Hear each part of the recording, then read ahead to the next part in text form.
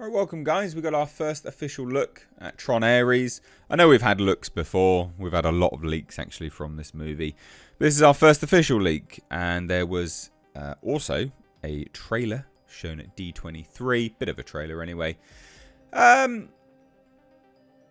this will be interesting, I think. I like the world of Tron. I liked Tron Legacy a lot.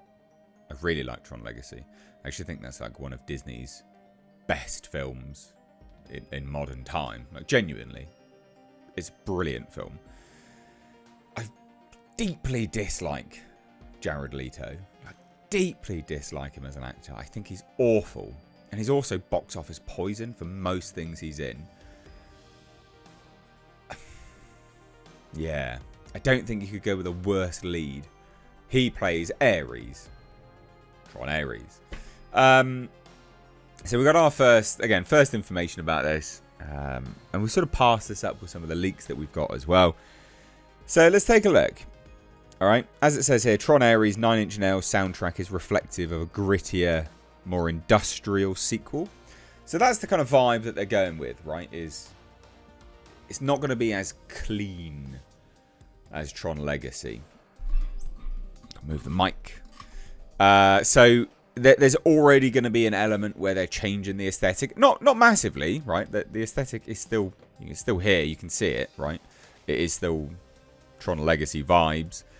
And just Tron generally. But they're going for a more industrial look. Gritty. I don't know why, but yeah, that's what they've decided they want to do. And it says here, it's been a good while since Tron fans plugged into the grid. When Tron Ares hits cinemas next year, it'll mark 15 years since Tron Legacy was released. 15! That makes me feel old. Wow. That's crazy. And this time, it's about to reinvent, don't like that word, Tron all over again. Less a direct sequel to the previous films than the start of something new. Imbued with biodigital jazz. I like that nod to Legacy. Of all that came before, that includes a fresh protagonist in Jared Leto's Ares, a program who makes the leap from the grid to the real world, and a new soundscape courtesy of 9 Inch Nails, taking their cues from Daft Punk's Legacy soundtrack. 9 Inch Nails is good, right? Trent Reznor and things like that, they are good. I don't see the issue with them directly. Like, I think they're like 9 Inch Nails is good. Like, they have done many a good thing across the years. This whole nonsense of it being like a reinvention, hate that very much. As director Joaquin Roning tells Empire, the shift from Daft Punk to 9 Inch Nails is indicative of where Ares is taking us. With 9 Inch Nails making the music, direct quote by the way, this installment will be a little grittier, a little bit more industrial. It's been important for me to contrast the grid and the real world in that sense. 9 Inch Nails lends itself perfectly into this new Tron world that we're creating. Now that part I found interesting. It's been important for me to contrast the grid and the real world. So you're contrasting them. So the grid is going to be more industrial, and the world is going into is going to be more clean. That's the only contrast I can imagine.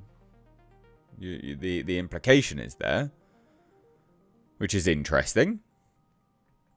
And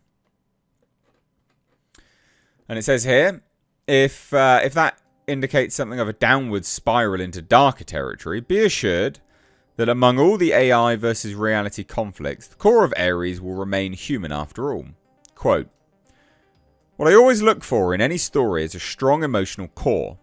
This film will probably be more emotional than people are expecting. It's about the cost of being human. Like that. But the cost of being human to who? And through whose eyes? Like, I like a movie that explores the human condition just as much as the next person. There's many movies that I've reviewed on the channel, which are that's their entire purpose. It's the exploration of the human condition, and I think our point of view characters can be really interesting for that. However, if it's going to be through Jared Leto's bloody eyes, I'm not massively keen on it. Just because I think he's garbage. I think he's a terrible actor. But this could be good. It could be good. I don't want to show you the leaked trailer because I don't know what Disney's going to be doing, like blocking wise. There are some issues with this which don't sound great in terms of story wise, which I don't know if Deadline has listed it here, but Deadline's got a piece. Like, you know, everything we know about Tron Ares so far. I mean, even down to this is a change of aesthetic. Like, why did you make it triangular? Why is it not circle? Like, what's going on there? Why? That seems like an oddly pedantic thing to change. Like, it's just weird. I don't know. So it's releasing next October, theatrically. And this is all that we know, right? It says here, Jared Leto will star as a highly sophisticated program, Ares, who enters the real world from the digital world on a dangerous mission, marking humankind's, and this I don't like, first encounter with AI. Evan Peters will portray villain Julian Dillinger. So that's going to be their first encounter with AI. So Cora's not around anymore then, I'm guessing. The whole Flynn and... Oh, that's gone now. Like, what's going on there? A bit confused with that. But the other people in this... Jodie Turner-Smith. Jodie Turner-Smith. So that's the other issue with this. Jodie Turner-Smith is apparently playing like a warlord. Like a program that's like all-powerful. And leads like a search party to find Ares. And so that she's like, although Julian, Julian Dillinger, where is it here? Evan Peters, Julian Dillinger. Although he's in it as a villain, the protagonist is, of course, Tron Ares, but there is antagonist in Jodie Turner-Smith as well. But the villain is, someone else. But yeah, so Jodie Turner-Smith also plays like some strong whammon nonsense that's going to be going out after Tron Ares into the real world. I keep saying Tron Ares. Ares into the real world. Which I think is like, I don't know. We've also had some rumours that Jeff Bridges will return. I mean, he said he's going to. Maybe a throwback. Who knows? Be interesting. But again, what do you guys think? Thoughts down below. Do you like the first look? Again, we'll just have a look at that again.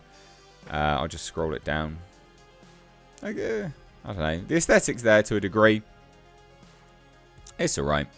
The information's interesting though. Dark, gritty and industrial. To contrast the world. Thoughts? Let me know down below. Take care. Bye-bye now.